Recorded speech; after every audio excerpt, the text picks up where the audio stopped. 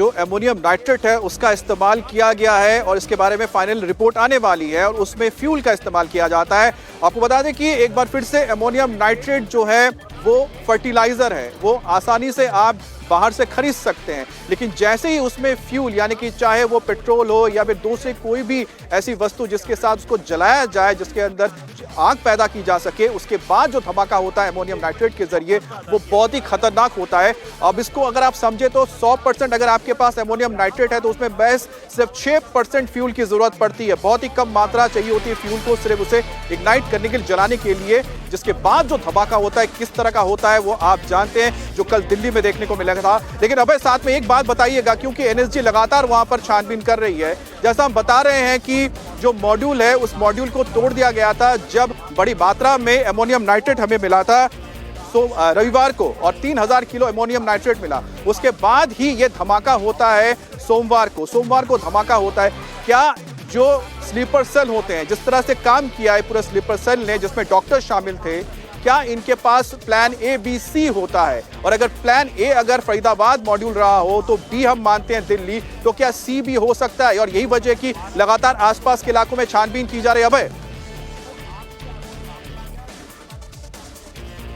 देखिए बिल्कुल अमित, और सबसे बड़ी बात यही है कि जब इस मॉड्यूल का पर्दाफाश किया हरियाणा पुलिस और दिल्ली पुलिस ने मिलकर, जिसमें 2 डॉक्टर्स की गिरफ्तारी हुई और तकरीबन 3000 किलो अमोनियम नाइट्रेट सीज किया गया, उसके बाद प्लान बी ये था, क्योंकि डॉक्टर उमर मोहम्मद जो है ये फरार चल रहा था। और ये कहां फरार चल रहा था?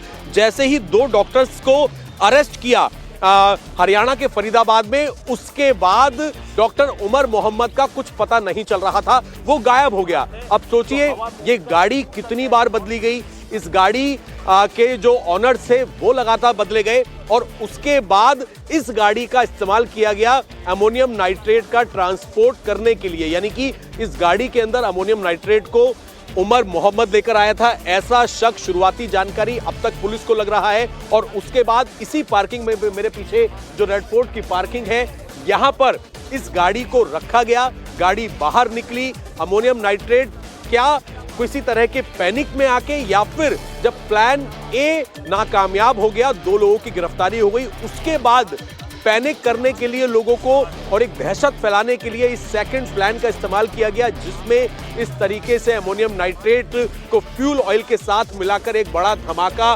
करके कहीं ना कहीं एक दहशत फैलाने की कोशिश की। इन तमाम एंगल्स पर पुलिस जांच करी, और जैसा कि आपने बोला अमित, क्या प्लान सी भी हो सकता है?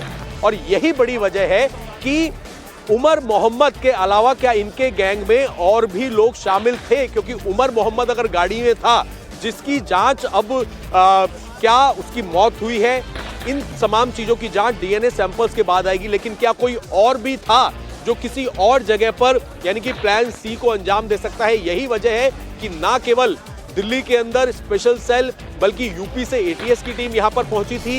यूपी के कई अलग अलग इलाके हैं जहां पर फोर्सेस बढ़ा दी गई हैं, नाकेबंदी चारों तरफ कर दी गई है, और जो एक टेरर का इनपुट है उस हिसाब से जो हमारी टेरर के अगेंस्ट एजेंसीज काम करती हैं, चाहे एनआईए हो, चाहे एटीएस हो, चाहे स्पेशल सेल हो, ये हर एंगल पर जांच कर रही हैं। 200 से ज्यादा पुलिस कर्मियों ने तो रात से लेके अब तक पूरे दिल्ली के रूट पर एक मैपिंग की है सीसीटीवी कैमरास की, जिसके बाद इस I-20 का रूट पता लगा है। अमित, जैसा कि अभय बता रहे हैं कि पुलिस इस वक्त बहुत ज्यादा सतर्क है, लगातार छापेमारी हुई है। कल रात आपको बता दें कि पहाड़गंज, दरियागंज में तमाम होटल्स को गया था, वहां पर छापेमारी की गई थी, वहां पर रजिस्टर्स को जाके पुलिस ने देखा था, और उसमें से बताया जा रहा है 4 ऐसे नाम मिले जो संदिग्ध हैं। अब आगे उस पर तफ्तीश की जा रही है। लेकिन कुल मिलाकर देखा जाए तो एक ट्रायंगुलर मॉडल यहां पर तैयार हो गया है। जम्मू कश्मीर, जहां से डॉक्टर आदिल, डॉक्टर मुजम्मिल को पकड़ा गया और उनके जरिए फिर फरीदाबाद मॉड्यूल सामने आया, और फरीदाबाद मॉड्यूल के बाद अब डॉक्टर उमर जो फरीदाबाद मॉड्यूल को दिल्ली धमाके से जोड़ता है, तो एक ट्रायंगल बन गया है